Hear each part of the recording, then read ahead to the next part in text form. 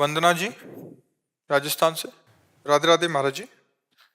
महाराज जी, मेरा सवाल सरल भी है, पर इस सवाल के ने मुझे बहुत समय से परेशान कर रखा है। महाराज जी, जिंदगी में आगे बढ़ना एवं परिवार की तरफ अपनी जिम्मेदारियों को पूरा करना दोनों ही जरूरी है, पर अगर इनमें से किसी एक को चुनना पड़े तो हमें कैसे और क्या चुनना चाहिए जिससे दोष मुक्त व चिंता मुक्त रहें हम? नहीं, एक को चुनना पड़े ये बात बिल्कुल ठीक नहीं है। हम जैसे दो पैरों से ही यात्रा कर सकते हैं, दो नेत्र से ही हम स्वस्थता पूर्वक देख सकते हैं, ऐसे हम दोनों बात से अपना स्वार्थ और परमार्थ बना सकते हैं।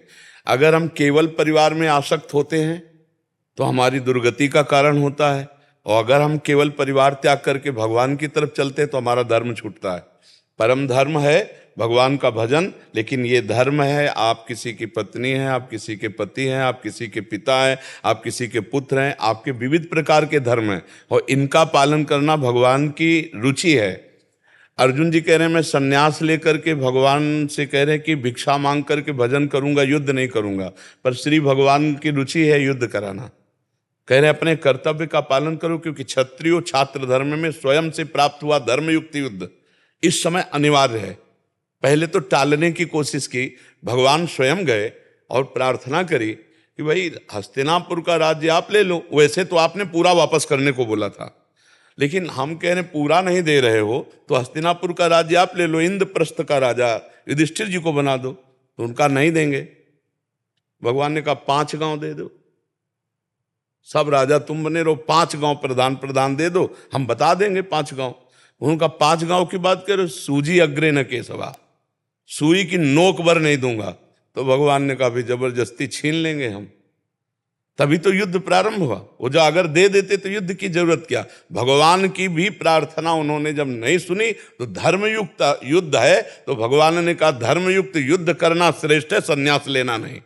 तो वही बात हम आपको कह रहे हैं कि अगर एक चुनने की बात आएगी तो फिर गड़बड़ हो जाएगा।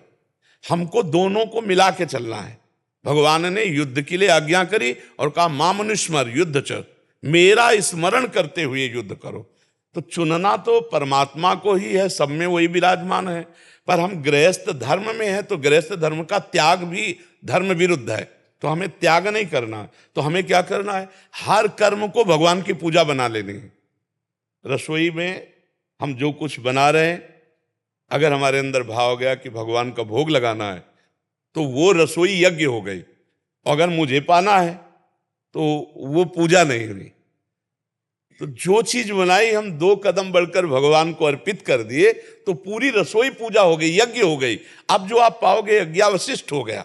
अब आप व्यापार करने जा रहे हो, 8 घंटे व्यापार किए, और ये आपके अंदर भाव कि पूरा परिवार भगवान का है और उस परिवार के पोषण के लिए रुपए की जरूरत है, रुपए के लिए हम व्यापार कर रहे हैं। इसलिए 8 घंटे व्यापार करने पर जो भी समय हमारा भगवान ये 8 घंटे गया मैं आपको अर्पित करता हूं, और बीच बीच में नाम जप, उसका व्यापार भजन बन गया। हर कार्य भजन हो सकता है। भजन का मतलब ये नहीं कि सब कुछ त्याग करके हम कहीं एकांत गुफा में बैठेंगे जाके। सबका अपना कर्तव्य है। एकांत सेवन करने वाले को भी समान बड़े बड़े सिद्धों को आना पड़ा इस जगत में और आकर उपदेश दिया, जा जा करके उपदेश दिया है। ऐसे ही आपका कर्तव्य है, आप गृहस्थी में जो है अपनी गृहस्थी को भगवान की पूजा सामग्री बनाइए। नाथ सकल संपदा तुम्हारी और मैं सेवक समेत सुतनारी। चयन नहीं करना, वो वही हो रहा है जिससे आपका परम मंगल होगा, जो गृहस्थी भी मंगलमय हो जाएगी और उसी से भगवान की प्राप्ति हो जाएगी। किसका प्रश्न है, आप समझ पा रहे हैं? महाराज जी, कभी कभी ये लगता है कि परिस्थिति ऐसी आ जाती है कि आपको एक चुनना ही पड़ता है। नहीं, ऐसी हमें बताओ, परिस्थिति बताओ। आप हमें परिस्थिति बताइए कि ऐसी परिस्थिति में जिसमें भगवान को छोड़कर संसार को चुनना पड़े। नहीं, जैसे अगर एक सिचुएशन है कि जैसे मेरे पिताजी के साथ है, उनका वो चाहते हैं कि उनका, हम सिर्फ भगवान और साधना से संबंध रखते हैं। आप देखना हमारे प्रश्न का उत्तर, आप कुछ भी प्रश्न करो हमारा उत्तर अध्यात्म से होगा, क्योंकि हम ना प्रपंच में कभी रहे हैं, बचपन से बाबा जी रहे, तो हमें संसार का ज्ञान तो है नहीं। तो हम जो बोलेंगे वो अध्यात्म में बोलेंगे, तुम्हारे मंगल के लिए बोलेंगे, उसमें तुम्हारा कल्याण होगा, उसे तुम्हें समझना है। तुम अगर बेटी हो और तुम्हें माता पिता असमर्थ हैं और कोई बेटा नहीं है उनके सहयोग के लिए, तो तुम्हारा परम कर्तव्य बनता है माता पिता को भगवान मानकर उनकी सेवा करना। अब वो तुम्हें गाली दे तो भी तुम्हें बर्दाश्त करना है, वो तुम्हारी निंदा करें तो भी तुम्हें बर्दाश्त करना है, क्योंकि तुम उनके बच्चा हो। अब उनकी वृद्धावस्था है, वो तुम्हें कटुवचन बोले लेकिन तुम्हें सेवा करना है, तो इसमें भगवान छूटे क्या? हम माता पिता को ही भगवान मानकर सेवा, हम क्या कह रहे हैं? गृहस्थी की सामग्री को भगवान की पूजा बना ले तो हमें अलग से भगवान को चयन नहीं करना पड़ेगा। हमारी माँ में ही भगवान है, हमारे पिता में ही भगवान है, हमारी पत्नी में भगवान है, हमारे पति में भगवान है, हमारे पुत्र में भगवान है, और हम उन्हीं भगवान की सेवा के लिए व्यापार नौकरी किसानी करते। कोई समस्या नहीं है, समस्या केवल दिमाग की कमजोरी है। जो भी समस्या है वो दिमाग की कमजोरी। आप बोलो ना, क्या छोड़ना पड़ेगा आपको? जैसे अगर काम की वजह से बाहर जाना पड़ता है तो अगर बैंगलोर या फिर अहमदाबाद ऐसी कोई भी जगह जाए तो वहाँ से वो सब चीज़ें नहीं हो सकती जो हम लोग करना चाहते हैं अपने परिवार के साथ। तो हम अगर बराबर के लिए बंगलौर जा रहे हैं तो हम वहाँ एक किराए का कमरा लेंगे और रहेंगे और अपने माता पिता को साथ रखेंगे। अगर महीने 15 दिन के लिए जा रहे हैं तो रुपए में दम है, हम ऐसी व्यवस्था करके जाएंगे माता पिता की जिससे हमारे माता पिता को कष्ट ना हो। अगर हम विदेश जा रहे हैं और वहाँ आजीवन रहने के लिए तो हमारे माता पिता भी साथ जाएंगे। ये तो सद्भावना रखनी पड़ेगी ना। अब ऐसा तो नहीं कि हम पैसा कमाने के लिए बंगलौर जा रहे हैं, बूढ़े माता पिता परेशान हो रहे हैं, तो फिर पैसा किसके लिए रहा? हमें विचार करना पड़ेगा। आप रहेंगी ना कहीं तो वहाँ अपने माता पिता को भी रखेंगे, अपनी पोजीशन थोड़ी देखनी है। थोड़ा आजकल के बच्चे पोजीशन पे माता पिता की सेवा का तिरस्कार कर देते हैं, क्योंकि उनको लगता है बूढ़े खांसेंगे और हमारा नया जमाना है तो हम यार मित्र दोस्तों के सामने क्या वर्णन कर पाएंगे कि बूढ़े माता पिता के। नहीं, ऐसा हुआ है। एक गांव के पढ़ा लिखा के लड़का को बड़ा ऑफिसर बनाया और जब वो गए तो ऑफिसरों के बीच में बैठे थे तो बोले हाँ बोलिए। उसके होश उड़ गए कि ना उठा ना पैर छुआ ना कुछ। तो उनके मित्रों ने कहा कौन है यार? वो एक कांच ऐसे मार के इनकी लगाए। अरे बोले हमारे गांव में घर का नौकर है। लौट आया, जब घर आया तो पैर छूने लगे। बोले नहीं नहीं, उस समय क्या हुआ था, अपने अफसरों के बीच में नौकर थे, कदापि घर में कदम में मत रखना, आज के बाद हमारे लिए तुम हो ही नहीं। चलिए तो हमारा पूरा जीवन लग गया नौकर बन करके तुम्हें पढ़ा लिखा के, और तुमने साबित कर दिया सबके बीच में कि नौकर हम हैं। पिता कह करके उठकर प्रणाम करने में तुम्हें शर्म लगी। तो आजकल कुछ ऐसी नई सोसाइटी है, नए बच्चे हैं, उनको लगता है बूढ़े बाड़ों को कहाँ खांसते हुए हम लिए घूम लेंगे। तो हमें लगता है अगर ऐसी सोच हमारी ना हो तो जहाँ हम जिएंगे वहीं हमारे माता पिता जिएंगे, क्या फर्क पड़ता है? महाराज जी, अगर जहाँ वो रहे हैं माता पिता, उन्होंने भी बनाया है अपना सब कुछ, तो वो उस आशियाने को नहीं तोड़ना चाहते और वहां से नहीं निकलना चाहते जी। तो तो उनकी व्यवस्था, अगर वो चलने फिरने लायक है तो उनकी अर्थ से व्यवस्था कर दी जाए और कमाइए। और जब चलने फिरने लायक ना हो तो अर्थ की प्रधानता न रख करके माता पिता की सेवा की प्रधानता रखे। हम बंगलौर न जाकर जहाँ माता पिता वहीं देखते हैं। जरूरी है कि अमेरिका में पैसा मिलेगा, जरूरी है बंगलौर में ही मिलेगा? अरे कम मिलेगा, लेकिन हमारे माता पिता की सेवा बनेगी तो आसपास नौकरी देख लेते हैं। पढ़ा लिखा आदमी हो, आजकल तो घर बैठे कंप्यूटर से पैसा कमाए जा रहे हैं, बंगलौर जाने की ज्यादा जरूरत नहीं है।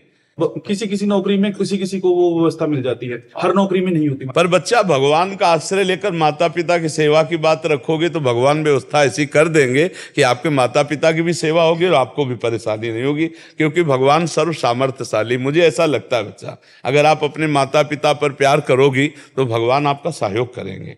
आप देख लेना, आप देख लेना।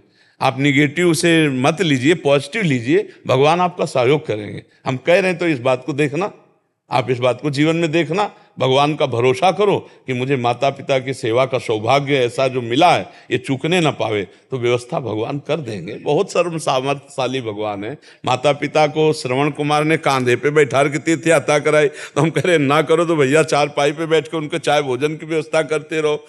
लघुशंका उन्हीं के कपड़ों में की है, चाहे जितने अब बुद्धिमान बनते हो। जब बच्चा थे तो लघुशंका उन्हीं के, अब वो वृद्ध हो गए हैं, अब हम उन पर घृणा करें कि बैठे बैठे हक देते हैं, लघुशंका कर दे। अब हमारा नंबर है, अब हमारा नंबर है कि हम बैल की तरह मेहनत करके कमाएं और अपने माता पिता को नए कपड़े पहनाएं, अच्छा भोजन पहनाएं, उनकी सेवा करें। ऐसे सेवक को अलग से कहीं मंदिर जाने की जरूरत नहीं, भगवान की प्राप्ति इसी से हो जाएगी। हमारी बात समझ लो, अलग से मंदिर जाओ या ना जाओ, अपने बड़े बूढ़े माता पिता की सेवा कर लो, भगवान की प्राप्ति हो जाए। कह दे प्रमाण भाई कि आप कह रहे हो तो प्रमाण। तो प्रमाण आज भी महाराष्ट्र में जो भगवान विट्ठल खड़े हैं ना, वो माता पिता की सेवा से आकर के दर्शन देने के लिए आए थे। वो विट्ठल भगवान को भी ईंट फेंक दी कि आप खड़े हो जाओ, पहले सेवा हम कर लें तब आपके दर्शन करेंगे। वैसे शुद्ध नाम भगवान का इट्ठल है, पर प्यार से विट्ठल कहते हैं। ईंट पे खड़े हैं ऐसे भी आज, माता पिता की सेवा के प्रभाव से। तो इसलिए बहुत सुंदर बच्चा, आप अपने माता पिता की सेवा का भावना पुष्ट करो, भगवान उसको पूरी करते हैं। अश्विनी जी, राधे राधे गुरु जी। हिमाचल से। गुरुदेव, राधा वल्लभ श्री हरिवंश। गुरुजी, मैंने गुरु मंत्र दीक्षा ले ली है, परंतु जिस प्रकार से मुझे मंत्र दीक्षा मिली है, मुझे उसमें संशय है। जो हमारे गुरुदेव हैं, मेरी दीक्षा लेने पर के पूर्व उनका शरीर छूट चुका था, और जो मुझे मंत्र मिला है वो किसी अन्य के मुख द्वारा उनके शरीर में आई हमारे गुरुदेव की पौन या हवा के द्वारा मिला। पता नहीं महाराज जी क्या लिख रहे हैं कि उनके शरीर में कुछ आवेश आया, किस दूसरे के क्या? उनको हवा आती है जैसे ना, हवा तो हमें नहीं, हवा को आती है कि वो बोलते हैं कि मेरे में शुभ रूप आता है उनका, उनके थ्रू मिला है। आत्मा का कहते हैं, आत्मा इससे आती है उनके। भूत प्रेत आत्मा ऐसे नहीं, भूत प्रेत नहीं, गुरु जी की आत्मा। गुरु जी की आत्मा उनमें आती है, जो आगे गद्दी पे बैठते हुए महाराज जी ने। तो फिर उसमें संशय क्या है? इनको डाउट है कि मैं अभी गुरु किनको मानूं, जिनकी आ रही है उनका या जिन्होंने दिया है उनका। अब यही तो समस्या है डबर। बहुत संशय में कह रहे, मतलब अभी दोस्त यार बहुत ही प्रपंच है, भगवान की लीला बहुत ही विचित्र है। तुम्हें जो नाम मिला उसमें तो संशय नहीं है? नहीं, नाम नहीं, संशय नहीं, उसमें संशय नहीं है। नहीं है ना? उस नाम को जपो और ऐसी भावना करो कि भगवान ही सबके गुरु हैं, भगवान ही सब रूपों में विराजमान है। तो आत्मा और उसके ऊपर हवा और सबका कोई दबाव नहीं पड़ेगा। सब में गुरुर् ब्रह्मा गुरुर्विष्णु गुरुर्देव महेश्वरः गुरु साक्षात परब्रह्म तस्मै श्री गुरु। जो गुरु है ना, वो कोई व्यक्ति नहीं होते। जो व्यक्ति है ना, वो कभी गुरु नहीं होता। गुरु भगवान होते हैं। हम सब भगवान के ऑफिस हैं, भगवान की ऑफिस है। हम सब भगवान के पोस्टमैन हैं। वास्तविक गुरु भगवान ही हैं। भगवान के नाम, भगवान की महिमा, भगवान की बात आपको बता दी और आपकी बात भगवान तक पहुंचा दी। गुरु भगवान है। ये शरीर कभी गुरु नहीं होते। आज ये है, कल मर जाएगा। बोले गुरु मर गए, तो गुरु विनाशी होते हैं क्या? गुरु तो अविनाशी होते हैं। अखंड मंडलाकारम व्याप्तम येन चराचरम तत्पदम दर्शितम येन तस्मै श्री गुरुवे नमः। मैं ऐसे गुरु भगवान को नमस्कार करता हूं जो चराचर में विराजमान है। चराचर में विराज, उन्हीं के ऊपर थोड़ी आते, चराचर में विराजमान। ब्रह्मानंदम परम सुखदम केवलम ज्ञान मूर्तिम द्वंद्वातीतम गगन सदसम तत्वमस्यादि लक्ष्यम एकम नित्यम विमलमचलम सर्वधि साक्षिभूतम भावातीतम त्रिगुण रहितम सद्गुरुम तम नमः। ऐसे सदगुरुदेव हैं, जैसे आकाश सब जगह व्याप्त है, ऐसे गुरुदेव सब जगह व्याप्त है। तो बच्चा ये सब बातें छोड़ो। जो गुरु जी ने मंत्र दिया, नाम जप करो और गुरु को मानो भगवान, भगवान को मानो गुरु। गुरु गोविंद ने भेद कराए, गुरु और भगवान में भेद तो है नहीं। खत्म, झंझट खत्म। एक के ऊपर एक आ जाए, चाहे तीन आ जाए, चाहे चार आ जाए, वो एक ही है।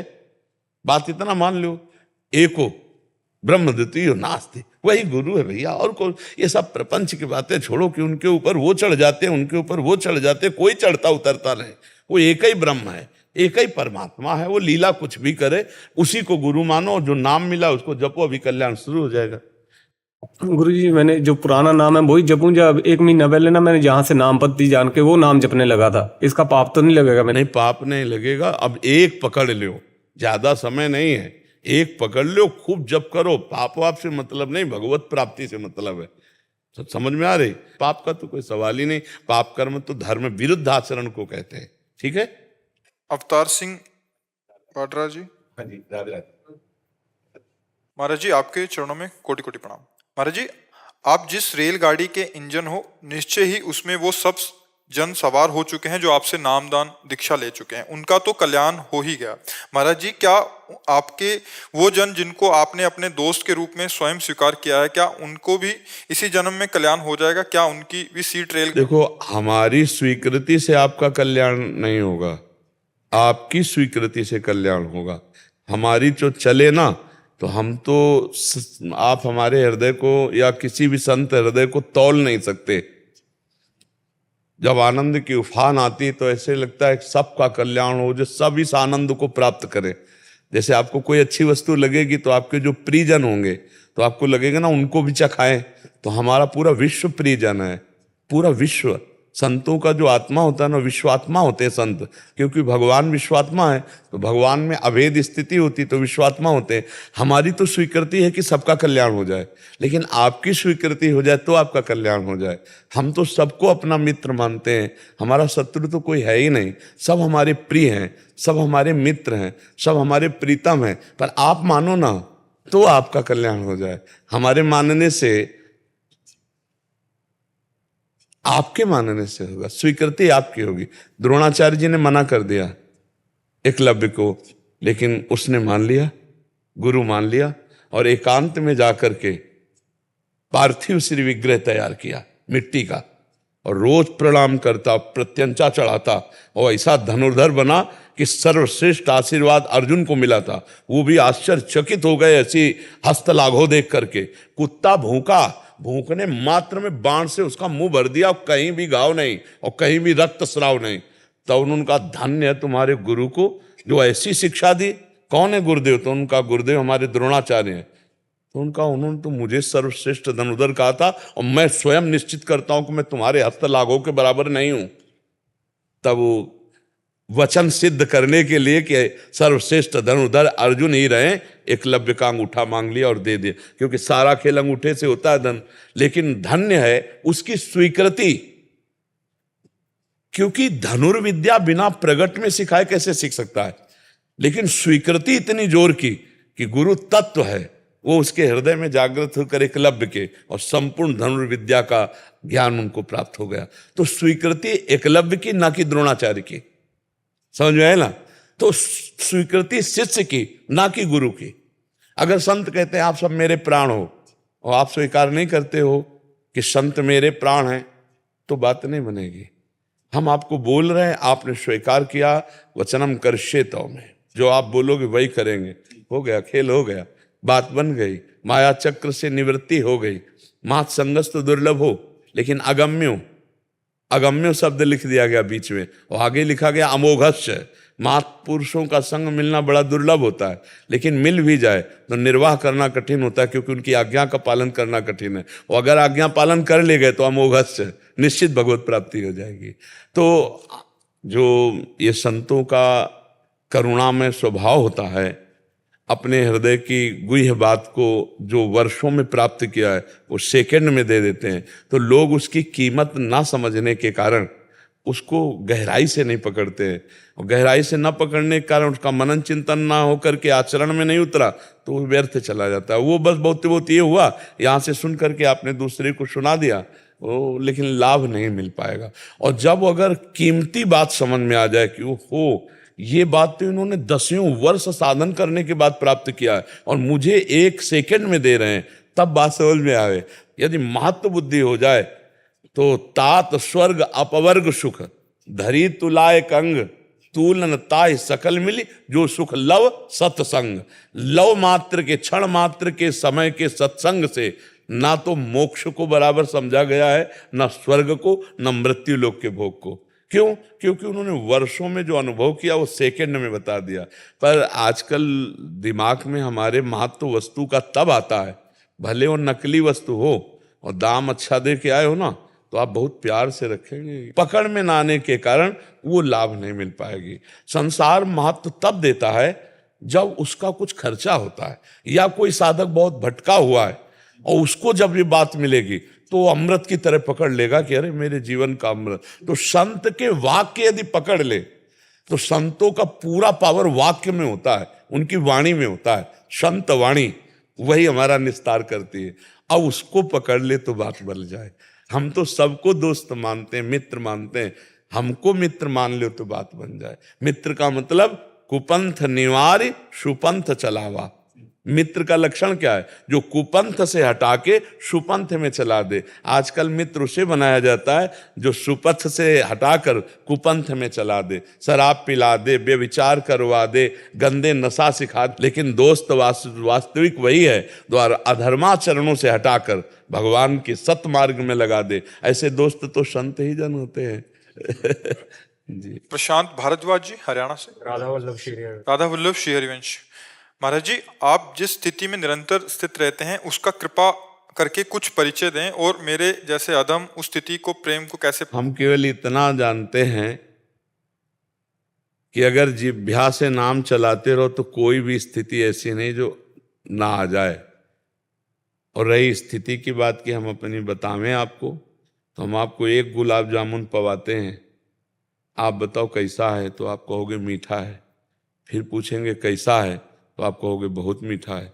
फिर पूछेंगे कैसा है, तो आप कहोगे खा के देख लो। आगे उत्तर है आपके पास। जब एक प्राकृतिक वस्तु का आप उत्तर नहीं दे सकते हैं सही माने में, उसके लिए आपको अनुभव करना पड़ेगा। ऐसे ही संतों की स्थिति अनिर्वचनीय होती है। उसको कैसे बताया जा सके जो शब्द में ही नहीं आ सकता, जो शब्दातीत है, उसको कैसे बताया जा सके। हाँ, उसका साधन बताया जा सकता है। आप नाम जप करो, शास्त्रों का स्वाध्याय करो, ठाकुर सेवा, समाज सेवा करो, और अपने आचरणों को पवित्र रखो, तो स्थिति आगे बढ़ना शुरू हो जाएगी। हमारी क्या स्थिति है सही पूछो तो हमको भी पता नहीं, हमारे गुरुदेव जाने है ले।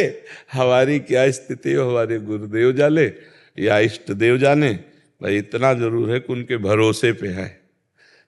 जैसे आप कहें ना आपकी गाड़ी पे है, ऐसे हम गुरुदेव की गाड़ी पे है, भरोसे पे है। अब और तो कुछ है ले। डिब्बे में क्या दम है?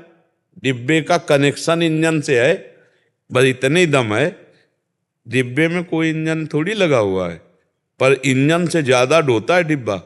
नहीं, इंजन में 2 ही 4 लोग होते हैं और डिब्बे में 70 80 100 तो होती होगी।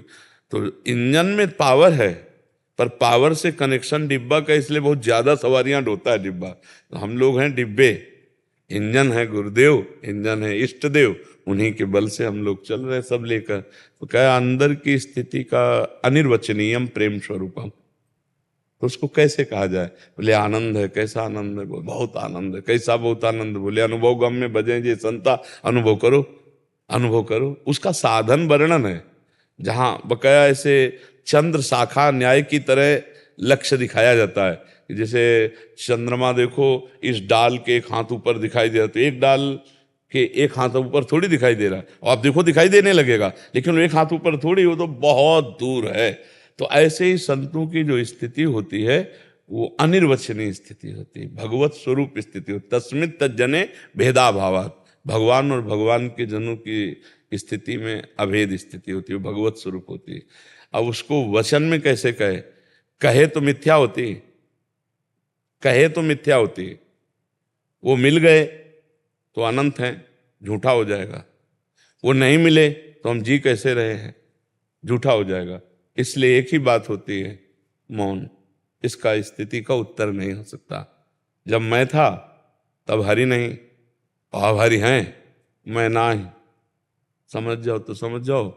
लाली मेरे लाल की, जित देखूं तित लाल, और लाली देखन मैं चली तो मैं भी हो गई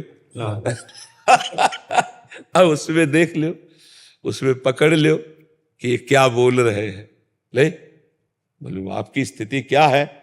बोले जब मैं था तब हरि नहीं, अब हरि हैं, मैं ना है। लाली देखन मैं चली, जित देखो तित लाल। वो लाली ऐसी लौट करके अपने ऊपर आई कि मैं भी हो गई लाल। सोई जाने जे देव जलाई, और जानत तुम्हें हो जाए। ब्रह्मविद ब्रह्मयु भवति। जो ब्रह्म का ज्ञान प्राप्त हो जाता है, अनुभव हो जाता है, वो ब्रह्ममय हो जाता है, वो भगवत स्वरूप हो जाता है। अब वहां अगाध में सीपी क्या नाप बतावे, बुद्धि है सीपी, और वो बात है अगाध समुद्र। तो सीपी से समुद्र की था कैसे बताई जाए कि 100 सीपी उलीच दो, जीवन भर उलीचते रहो तो भी समुद्र की था थोड़ी, कुछ अंतर थोड़ी पड़ेगा। तो भगवान ज्ञान समुद्र है, भगवान प्रेम समुद्र है। जब भक्त भगवान में तन्मय होता है तो वही ज्ञान समुद्र, वही प्रेम समुद्र प्रभु हृदय में प्रकाशित हो जाते हैं। इसलिए अथाह ज्ञान, अथाह प्रेम, अथाह शांति, भगवान शांताकारम, सब लक्षण भगवान के भक्त में अंश में उदित हो जाते हैं। अब वो जीवत तो नहीं रह जाता, वो भगवत स्वरूप हो जाता है। और अगर दृष्टि थोड़ी सी पवित्र है तो दूर से देखने से लगने लगेगा कि ये सृष्टि से कुछ अलग है, संत जन सृष्टि से कुछ अलग है, आपको दिखने लगेगा। एक अलौकिक प्यार, एक अलौकिक शांति, एक अलौकिक सुंदरता, एक अलौकिक अपनापन। पहली बार देखें लेकिन लगता है मैंने इनको बहुत बार देखा है, लगता है ये हमारे अपने हैं। ये क्यों? क्योंकि भगवान अपने हैं ना सबके, तो वही भगवत भाव उनमें छा जाता है, इसलिए ऐसा दिखाई देता है। स्थिति अनिर्वचनीय, वो वाणी से कही नहीं जा सकती, वो अनुभव का विषय होती है। क्योंकि वाणी प्रकृति की है, ये प्राकृतिक वस्तु का तो वर्णन कर सकती है, लेकिन अप्राकृतिक चिदानंद का इसकी सामर्थ्य नहीं कि उसका वर्णन कर सके। जैसे आनंद प्राकृतिक वस्तु का भी है, तो वो थोड़ा केवल संकेत मात्र है। इसके बाद अनुभव शब्द आएगा कि आपको अनुभव करना पड़ेगा कि कैसा मीठा है, कैसा खट्टा है, कैसा है, उसके लिए अनुभव शब्द आएगा। जब प्रकृति की किसी वस्तु का सही आनंद मतलब अनुभव में ही आ सकता है, केवल वाणी से नहीं कहा जा सकता, तो फिर परमात्मा का कैसे हो सकता है? जो वचन से अगोचर है, जो अतीत है, उसका कैसे वर्णन हो सकता है? समझ पा रहे बच्चा? महाराज जी एक बात और, जब भी ग्रहण वालों की बात आती है या ग्रहण की या फिर ग्रह वालों की बात होती है कोई भी, तो साथ ही मतलब वो पंक्तियां घूमती हैं अंदर। ये कह रहे हैं ग्रहण लगते हैं तो ग्रह आदि की बात आती है, तो साथ में इनकी कुछ मन क्रम वचन त्रिशुद्ध सकल मत हम श्री हित हरिवंश उपासी, ये वाली पंक्तियां घूमते हैं कि हम वो एक दृढ़ता रहते हैं कि हम, तो परेशानी क्या है बच्चा? कि अभी बात वो वाली माने, वो भी सत्य लगता है और ये भी नहीं, दो सत्य नहीं होते हैं। दो सत्य, दो चंद्रमा जब आंख ठीक नहीं होती तब दिखाई देते हैं। चंद्रमा तो एक है, सत्य तो एक ही है। जब दो सत्य चंद्रमा दिखाई दे तो ऑपरेशन की जरूरत होती है, नहीं होती कि आंख में मोतिया बिंद हो गया है, नहीं हो गया, तो बोले चंद्रमा का है, अंगुली का है, बोले दो सत्य नहीं, सत्य तो एक अंगुली है, तुम्हें दो दिखाई, तुम्हारे नेत्र खराब हो रहे हैं। तो जब हम मन क्रम वचन त्रिशुद्ध सकल मत, तो हमें उधर देखना ही नहीं ना। हमें जब बिहारी जी की तरफ जाना तो छठी करा के हमें किलोमीटर नहीं गिनने हैं, और अगर गिन रहे हो तो पागल ही हो। यात्रा बिहारी जी की है और किलोमीटर गिन रहे हो, छठी करा वाले, आगरा वाले, दिल्ली वाले, तो बेकार ही समय तो नष्ट कर रहे हो। जाना बिहारी जी की तरफ, तो इधर का परिचय प्राप्त करो, और इधर लेट के भी चलोगे तो पहुंच जाओगे, और इधर जिंदगी भर दौड़ते रहो तो बिहारी जी नहीं पहुंचो, क्योंकि दिशा गलत है। आप समझ रहे हो बच्चा? जब हमारा मार्ग प्रिया प्रीतम का है, त्रिशुद्ध सकल मत हम श्री हित हरिवंश उपासी, अब हमें किसी की मानना ही नहीं, किसी की तरफ देखना ही नहीं। कोई कुछ कर रहा है, कोई कुछ कर रहा है, कोई कुछ कर रहा है, भगवान का माया खेल है। हमको क्या करना है? बस हमको ये देखना है, हमें किसी की नहीं सुननी, अपने आचार्य अपनी वाणी के अनुसार चलना है, तो हम लक्ष्य में पहुंच जाएंगे। ठीक है जी। ऋषभ दास जी, माँ बनखंडी देवी शक्तिपीठ जालौन से। राधे राधे महाराज जी। महाराज जी, जाप 3 प्रकार के आप सभी संत जनों व गुरुजनों द्वारा बताए गए हैं, उनमें से जो जाप श्रेष्ठ बताया गया है, उनमें जीव की क्या स्थिति रहती है, वो जाप कैसे करना चाहिए? अगर आप पहले को वाचिक जाप है उसकी निरंतरता में लाए तो उपांशु में आएगा। उपांशु में जिह्वा का अग्रभाग तालू के ऊपर के दांत के जबड़े पे होती है, जिह्वा का अग्रभाग ऐसे होता है। फिर ये स्थिति शांत हो जाती है, स्थिति यही रहती है। अब वो सामने मंत्र होता है और उसी का अंदर से सुनना होता है, उसी का देखना होता है, लेकिन कोई हलचल नहीं होती। जैसे अभी आप देख रहे हैं, ये मानसिक स्थिति का जप है, कोई हलचल नहीं किसी भी तरह की, पर एक क्रम से होता है। पहले वाचिक जप के द्वारा यद जिह्वागे वर्तते नाम तुभ्यम, इस कोटि का नाम जप होना चाहिए कि हमारी वृत्ति नामाकार होने लगे। फिर उपांशु में आखिरी बात तो ये होती है कि स्वाभाविक चलता है, फिर मानसिक जप मैं कर रहा हूं, ये भी बात खत्म हो जाती है। वैखरी, मध्यमा, पश्यंती और परा, 4 वाणियां हैं। 3 प्रकार का जप तो करने में है, और जो चौथा जप है परावाणी का, वो होने में होता है, वो स्वयं होता है। रोम रोम रग रग भगवदानंद से प्रफुल्लित नाम चल रहा है। तो अभ्यास योग युक्तेन चेतसा नान्यगामिना, हम अब ऐसा अभ्यास करें कि हमारा चित्त ना जाए। और जिह्वा का अग्रभाग तालु और दांत के जड़ के समीप, यहाँ अग्रभाग यहाँ मोड़ करके और दबा लिया। ना दांत में दांत जुड़ा है, थोड़ा अंतराय है, जिह्वा का अग्रभाग ऊपर है। और जब जिह्वा का अग्रभाग नीचे दांत के जबड़े में होगा तो विषय चिंतन होगा स्वाभाविक। जब गाढ़ विषय चिंतन हो रहा होगा तब पकड़ना आप, जिह्वा आपकी नीचे तालु के, ये जो नीचे है ना, नीचे के दांत, इसके पास होगी। और आप जिह्वा को खींचिए और ऊपर ऐसे, आपको बोलने की इच्छा नहीं होगी। जहां बोलने की कोई बात आएगी तो आपको बहुत अहितकारी लगेगा कि अब उसको हटाएं, बोलें, हमारा मंत्र छूट जाएगा। तो साधक एकांत की तरफ भागता है। अगर इसमें रुचि जागृत हो गई तो बेड़ा पार हो गया, मतलब बाजी मार ली। क्योंकि ये मानसिक मन का ही सारा खेल है। मन ही बंधन और मोक्ष का कारण है। अगर मन विषयाकार विषय चिंतन में तो वही बंधन का कारण, और वही प्रभु में लगा हुआ तो वही मोक्ष का कारण है। मन ही बंधन और मोक्ष का कारण है। तो मन से जब जप होने लगता है तो बहुत बड़ा काम हो गया हमारा। फिर उठते बैठते चलते फिरते छाया रहता है। क्योंकि एक बार स्वाद मिल जाए ना, ये मन तो इतना स्वादु है कि ये तो जहरीली वस्तुएं भी खाने में, अब जैसे उसको स्वाद तम्बाकू का मिल जाए तो छोड़ना बड़ा कठिन उसको हो जाएगा। मतलब ये कोई स्वाद है, लेकिन इतनी निकृष्ट चीजों का भी अगर वो स्वाद ले ले इंद्रियों से मन, तो उसमें आसक्त हो जाता है। तो भगवदानंद में क्यों नहीं आसक्त हो जाएगा? एक बार लगाना पड़ेगा। हमारा जो मन है वो इंद्रियों के साथ विचरण करने का स्वभाव बना लिया है प्रकृति के भोगों में। एक बार इसे लौटाना पड़ेगा परमात्मा की तरफ। और जब इसे स्वाद मिल जाए तो घटिया चीजों को नहीं छोड़ता तो भगवान को कैसे छोड़ देगा?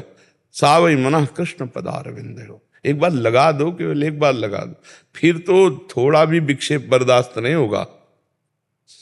भक्ति का स्वरूप क्या है? तदर्पिता अखिलाचारिता तद्विस्मरणेन परम व्याकुलतेति। समस्त आचरण भगवान को समर्पित, और ऐसा अखंड स्मरण, थोड़ा भी छूटे तो व्याकुलता पैदा हो जाए। तो समझ गए आप मानसिक चिंतन। गौरव मित्तल जी अजमेर से। राधे राधे गुरु जी। महाराज जी आपके चरणों में कोटि कोटि प्रणाम। महाराज जी, कर्म बड़ा या धर्म, दोनों के बीच द्वंद्व को कैसे सुलझाएं? आप समझ ही नहीं पा रहे। धर्म से ही कर्म जो किया जाता है वही कर्म है, नहीं तो कुकर्म है। जो धर्म रहित किया जाता है उसे कुकर्म कहते, उसे कर्म थोड़ी कहते। कुकर्म कुकर्म। जो धर्म युक्त कर्म किया जाता है उसे धर्म युक्त कर्म को कर्म कहते, शुभ कर्म में आएगा। और जो धर्म से रहित कर्म है वो तो कुकर्म है। तो आप क्या समझते हैं कि कर्म बड़ा कि धर्म बड़ा? अरे भैया, जो धर्म से युक्त कर्म है वही कर्म है, बकाया सब कुकर्म है। आप देखो, जैसे आप बात करो, जैसे देखो पत्नी है और पति है, दोनों का धर्मयुक्त संबंध है। जो पत्नी के साथ क्रिया है वो धर्मयुक्त है, इसलिए पाप नहीं है। और वही किसी और की पत्नी के साथ क्रिया हो गई, कर्म तो वही है, तो कुकर्म हो गया ना। धर्मयुक्त कर्म हुआ तो वो निष्पाप है, और वही कर्म दूसरी स्त्री के साथ हुआ तो पाप बन गया कि नहीं बन गया? कुकर्म हो गया। जो धर्मयुक्त कर्म है वही कर्म है, और सारा का सारा कुकर्म है। महाराज जी, धर्म क्या है? धर्म जो शास्त्र और संत महात्मा जिसका प्रवचन करते हैं, निर्णय करते हैं, तस्मात् शास्त्रम प्रमाणम ते कार्याकार्यो व्यवस्थितो। क्या करना चाहिए क्या नहीं करना चाहिए इसका शास्त्र निर्णय करता है, इसका संत जन निर्णय करते हैं। इसलिए सत्संग सुने तब पता चलेगा कि धर्म किसे कहते हैं और अधर्म किसे कहते हैं। और दूसरी बात, हम कई बार एकांतिक में कहा कि सबके हृदय में परमात्मा विराजमान है। जो ही अधर्म करने चलोगे तो पहले एक झीनी सी आवाज आएगी, ए गलत करने जा रहे हो, ये पाप है। अब उसे ना सुनो तो कर डालो मनमानी, फिर वो हो जाएगा। अंदर सबको भगवान संकेत करते हैं। आप देखना कभी गलत की जब आप कोई बात सोचोगे तो ये अंदर आ जाएगा, ये गलत है। वो जो ज्ञान दे रहा है वही परमात्मा सबके अंदर बैठा है। इसलिए सत्संग सुनना चाहिए, शास्त्र स्वाध्याय करना चाहिए, जिससे हमें पता चले कि हमारा धर्म क्या है। और साधारण बात तो सबको पता है। हमारी बहन बेटी की तरफ कोई गंदी दृष्टि से देखे तो हमको अच्छा नहीं लगेगा, तो हम किसी की बहन बेटी की तरफ गंदी दृष्टि क्यों देखें? हमारा कोई अपमान करे तो हमें अच्छा नहीं लगेगा, तो हम दूसरे का अपमान क्यों करें? हमारी कोई चोरी करे, बेईमानी करे, झूठ बोले, हमसे कपट करे तो हमें अच्छा नहीं लगेगा। तो आत्मना प्रतिकूलानि परेशान न समाचरेत। कुछ बातें तो ऐसी हैं जो स्वाभाविक आपको पता है, लेकिन आप अपनी बहन को बहन समझते हैं, दूसरे की बहन की तरफ दृष्टि गंदी डाल देते हैं। आप अपने तो ईमानदारी का व्यवहार चाहते हैं दूसरे से, लेकिन दूसरे के साथ बेईमानी करने में आप चूक नहीं करेंगे। ये जो गलतियां हैं यही कुकर्म है। महाराज जी जैसे कर्म करते हैं तो नहीं, कर्म करते हैं किसके आधार पर? उनके प्रति, जैसे मतलब मंदिर नहीं जा सकते या फिर हम मंदिर जाना केवल बात नहीं कह रहे, हर कर्म अपना कर्तव्य। जैसे आपका बच्चा है, उसको डांटना, उसको संभालना, उसको पढ़ाना, ये आपका कर्तव्य है, ये आपका धर्म है। आपकी पत्नी है, उसकी कामना पूर्ण करना, उसके अनुकूल चलना, उसके अनुकूल चलना और उसको धर्म के अनुकूल चलाना, ये धर्म है। आपके माता पिता हैं, आप जैसे आपका छोटी अवस्था में उन्होंने पालन किया कि नहीं, ऐसे आपको अब चाहिए बूढ़ी अवस्था में उनका शौच फेंकिए, उनके कपड़े बदलिए, उनको भोजन पवाइए। ये धर्म कर्म है और इन सबके पालन के लिए मेहनत करके कमाइए, किसानी के द्वारा, नौकरी के द्वारा, व्यापार के द्वारा कमाकर अपने परिवार का पोषण, ये धर्म के अंतर्गत आता है, ये धर्म कर्म के अंतर्गत। धर्म को शायद ये जैसे इन्होंने लिखा अच्छे कर्म क्या धर्म के मार्ग पर ले जा सकते हैं, मतलब मतलब शायद हमें लगता है धर्म को केवल मंदिर पूजा पाठ को समझते हैं जी क्या? महाराज जी ऐसे गुरुदेव जैसे गीता के अंदर लिखा है कि धर्म का मार्ग पे चलने से ही आपको सारे पापों से नष्ट होते हैं आपके। तो क्या जैसे आज मैं कर्म कर रहा हूँ, जैसे मेरे पिताजी के नहीं, आप उसे धर्म को कर्म को अलग बोल रहे हैं।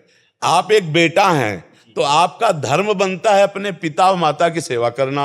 आप एक पति हैं तो आपका धर्म बनता है पत्नी का पोषण करना। आप एक पिता हैं तो आपका धर्म बनता है आपके पुत्र का पालन करना।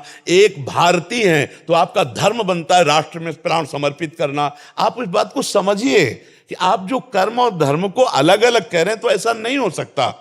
कर्म और धर्म एक ही बात है। जो धर्म युक्त है उसे कर्म कहते हैं, पहली भाषा में हम बोले थे आपको शब्द में, और जो धर्म विरुद्ध है उसे कुकर्म कहते हैं। अगर धर्म से विरुद्ध है तो आप अपने माता पिता को गाली देकर थप्पड़ मार दिया, कुकर्म हो गया, हो गया नहीं हो गया?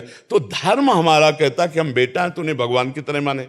धर्म हमारा कहता है कि पत्नी ने पूरा जीवन समर्पित किया है तो उसकी चार बातें सुन लें और उसकी कामना की पूर्ति करें, क्योंकि पाणी ग्रहण हमने लिया, पत्नी ने नहीं, हमारे हाथ में रखा गया है। इसे पाणी ग्रहण का मतलब होता है आज से मैं तुम्हारे पूरे जीवन का निर्वाह करता हूं।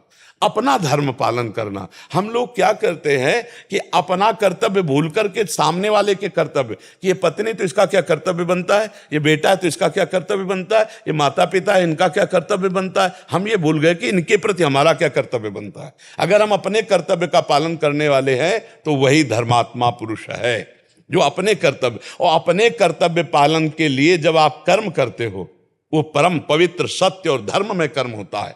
और जब आप अपने कर्तव्य को भूल करके कर्म करते हो तो कुकर्म बन जाता है।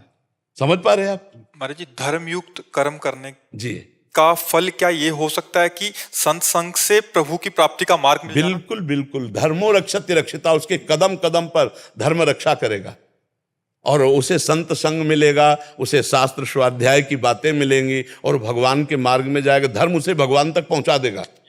और अगर वो धर्म रहित कर्तव्य कर्म छोड़ करके कर्म करता है तब वो तो पापाचरण, वो तो भ्रष्ट होता चला जाएगा, नष्ट होता चला जाएगा। और सबसे बड़ा धर्म है मनुष्य धर्म। ये समाज का कर्तव्य है। हमारे द्वारा कोई भी समाज में दूषित वातावरण न पैदा होने पावे। हम मनुष्य हैं, पशु नहीं हैं। कहाँ देख रहा है समाज? ड्रग्स पी रहे हैं, हुक्का पी रहे हैं, शराब पी रहे हैं, ये girlfriend boyfriend live in relation गंदे गंदे आचरण कर रहे हैं। ये कहाँ कुकर्म में जा रहे हैं? ये धर्म है। ये कर्म तो हो रहे हैं उनसे, लेकिन कौन से कर्म हो रहे हैं? कुकर्म हो रहे हैं। धर्म आचरणों का त्याग हो रहा है। माता पिता की अनुमति के बिना वर का वरण कर लेना, माता पिता को असंतुष्ट करके किसी के साथ भाग जाना वासना पूर्ति के लिए, ये सब कुकर्माचरण तो रहे हैं। इनके जीवन कभी सुखी नहीं हो सकते। आप देख लेना, ऐसे जो धर्म का त्याग करने वाले हैं वो कभी सुखी नहीं हो सकते। अंततो गत्वा ऐसे बच्चों को एक ही परिणाम समझ में आता है। देख रहे हैं समाज को, आप देख रहे हैं। इसीलिए हम कह रहे शास्त्र और धर्म के द्वारा जो कर्म किया जाता है वही कर्म है, नहीं कुकर्म है। वो कुकर्म सत्यानाश कर देगा, सर्वनाश कर देगा, बहुत बुरी तरह जीव का पतन हो जाता है, बहुत बुरी तरह। इसीलिए बहुत संभल कर धर्मयुक्त आचरण करे। ये जो बच्चे आजकल नहीं है ना, कि 4 दिन का परिचय है बॉयफ्रेंड से और 20 साल तुम्हारे मम्मी पापा तुम्हें पढ़ाए लिखाए खवाए पियाए और 20 मिनट में तुम उनको ठुकरा के चल दिए। वो 4 दिन का आंख मिलाने वाला लड़का तुम्हारे जीवन को जानता है, तुम्हारे जीवन का निर्वाह कर देगा, केवल वासना की पूर्ति। इसके बाद देखना फटे कपड़े की तरह तुम्हारा जीवन हो जाएगा। जो आज के बच्चे मदान धो करके मनमानी आचरण करते हैं, देखो कुछ कलयुगी माता पिता की बात हम नहीं कहते, नहीं, कोई भी माता पिता अपने बच्चे को ऐसी जगह जाने देगा जहां वो सुखी रहे। हमने देखा है कर्जा लेकर अपनी बेटी का ब्याह करते हुए, कर्जा लेके। आप सोचो तुम्हारे जाने, तुम तो सुखी होगी वहां, खाओगी पियोगी बहू बन के रहोगी, और वो वर्षों कमाकर तुम्हारे लिए पैसा भरेगा, वो माता पिता तुम्हारा अमंगल करेगा। 4 दिन का वो लड़का जिससे तुमने आंख मिलाया और उसके कारण तुम उन दयालु माता पिता जो तुम्हारे जीवन को सुरक्षित रखने वाले, उनका अपमान करके अवहेलना करके रोते छोड़कर चल, ऐसे ऐसे माता पिता देखें जो पगड़ी उतार करके बच्ची के चरणों में रख रहे हैं, मेरी बात मान जा। अब इसके बाद वो ऐसे पैर मारती पगड़ी में, तब अब वो समय जब उसको पैर मारेगा तब माता पिता नहीं होंगे, तब माता पिता नहीं होंगे। फिर जो दुख होगा उस समय वो तो पगड़ी उतार के रखने लायक किसी के सामने नहीं रहेगी। इसलिए बहुत संभल के, धर्मयुक्त कर्म ही कर्म है, नहीं तो सब कुकर्म है, और वो कुकर्म सर्वनाश का खेल खेलता है। वो कुकर्म सत्यानाश कर देता, जीवन चरित्र का नाश कर देता है। अब जो धर्म से युक्त नहीं हुआ तो ऐसा। और देखो हम गांव की बात बता रहे हैं, माता पिता ब्याह तय कर आए, वर और दुल्हन तब परस्पर देखा जब मंडप के नीचे, और पूरा जीवन निर्वाह हो गया। 10-10 लड़के बच्चे हो गए, गांव में तो 10-10 होते थे, 10-10 लड़के बच्चे हो गए, धर्मयुक्त सब। और ऐसे पर अब यहां मतलब लिव इन रिलेशन एक चला है, ये बाजार की सब्जी वाली चीज है क्या? जीवन चरित्र है, अब चरित्र दूषित कर दिया, बोले हमारी आपकी नहीं बन रही, ये कोई खिलवाड़ है। लेकिन दोनों राजी है, वो तीसरे से वो चौथे से। ये कुकर्म है, ये कुकर्म। ये कहा जाता है ना कि हम भाई स्वतंत्र स्वेच्छाचार नहीं, कानून का डर, शास्त्र का डर, भगवान का डर, गुरु का डर, ये तुम्हें माया से मुक्त कर देगा। और अगर ये डर नहीं है, स्वतंत्र हो गए, तो राक्षस बना देगा, राक्षस असुर बना देगा। ये असुरी प्रवृत्ति ही तो है। तो इसलिए बहुत सावधान होकर चलो, धर्म ही कर्म है, कर्म धर्मयुक्त ही है। अगर धर्म से रहित कर्म है तो वो कर्म कुकर्म है, वो उसे नष्ट कर देगा, उसे पतन कर देगा। ठीक है ना? हाँ। अब एक बार एक गांव में देखा कि गेहूं बेचा गया था, तो 100 रुपया का गेहूं बेचा गया था, 110 रुपया आ गए, उसी में लपेट में 10 रुपया ज्यादा हो गए। तो जब गिना गया घर में तो 110 रुपया ज्यादा था। तो घर के जो मुखिया पिताश्री थे, उन्होंने छोटे भाई से कहा, ये लो, उनको पहले पूरा दिखाओ जाके कि ये देखो 110 हैं, तुम्हारे 10 ज्यादा है, 10 वापस करके और तब यहाँ घर में पानी पिवा के। ऐसे 10 वापस करवाए तब। और आज का समाज क्या सोचेगा, यार 10 ज्यादा आ गए, बहुत बढ़िया बात है। नहीं, वो बढ़िया नहीं, वो बुद्धि भ्रष्ट कर देगा। आज तो धन प्रधान बुद्धि हो गई, भोग प्रधान बुद्धि हो गई। केवल हमारी वृत्ति मानुषिक मनमानी आचरणों में। कौन सोचता है कि शास्त्र क्या कहता है, धर्म क्या कहता है? अरे यार, धर्म के विमुख हम नहीं चल सकते। देखो, पहले तलवार की नोक में विधर्मी मांस भक्षण कराते थे। गौ का मांस इसके जबान में रखो, नहीं तो गर्दन कटवा ली, गौ का मांस नहीं रखा। और ये जो देश विदेश में आजकल मांसाहार है, प्रायः यही कटती हैं। देश विदेश जो यात्रा कर रहे हैं और जो ऐसे, तो उनको ये पूछना होता है क्या कि किसका है? जो मांस भक्षण करने वाले लोग हैं, वो तो अब उनको ये पता नहीं है कि हम जो कर रहे हैं कुकर्म है। यही धर्मयुक्त कर्म कर्म है, नहीं तो सब कुकर्म है। और प्रायः